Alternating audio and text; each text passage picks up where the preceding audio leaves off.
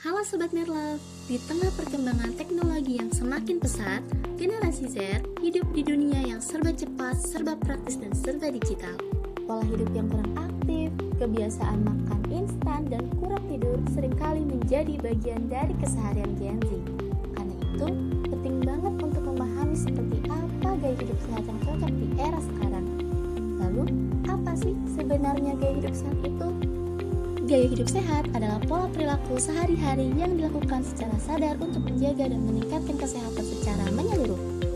Bukan hanya fisik, tetapi juga mental dan sosial. Bentuknya bisa berupa makan bergizi seimbang, rutin bergerak, cukup istirahat, mengelola stres, dan menjauhi kebiasaan berisiko.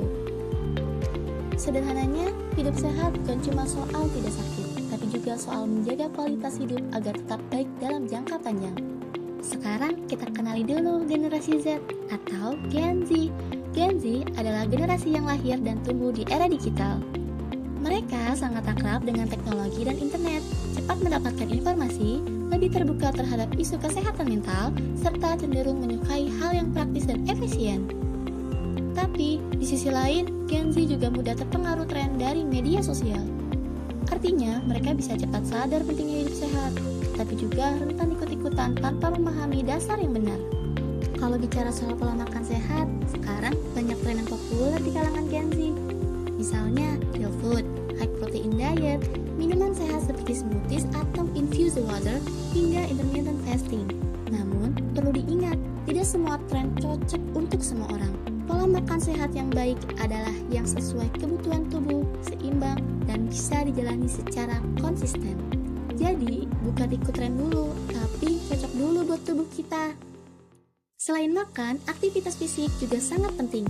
Aktivitas fisik adalah segala bentuk gerakan tubuh yang membutuhkan energi, seperti berjalan, berolahraga, atau naik tangga. Remaja dianjurkan melakukan aktivitas fisik minimal 60 menit per hari. Manfaatnya banyak, seperti meningkatkan kebugaran, menjaga kesehatan jantung, mengurangi stres, dan memperbaiki kualitas tidur. Sayangnya, pada Gen Z, aktivitas fisik sering menurun karena terlalu lama scroll media sosial, bermain game, atau duduk di depan laptop. Akibatnya, bisa muncul resiko seperti obesitas, nyeri punggung, dan menurunnya kebugaran. Tapi, teknologi bukan musuh kok. Justru kalau dipakai dengan bijak, teknologi bisa membantu hidup sehat. Misalnya, lewat aplikasi kebugaran, smartwatch, atau video workout online yang memudahkan olahraga di rumah. Tantangannya memang ada, mulai dari gaya hidup serba instan, ketergantungan pada gadget, manajemen waktu yang berantakan, sampai pengaruh lingkungan dan tren. Karena itu, upaya yang bisa dilakukan adalah memulai dari kebiasaan sederhana.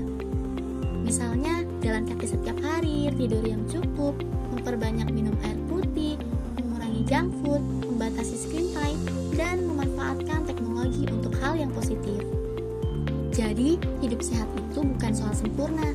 Hidup sehat adalah soal jadi lebih baik dari kemarin. Di tengah dunia digital yang serba cepat, generasi Z perlu menjaga keseimbangan antara teknologi dan kesehatan. Mulai dari sekarang, yuk ubah kebiasaan kecil jadi langkah besar menuju hidup yang lebih sehat. Karena kesehatan itu investasi, bukan beban.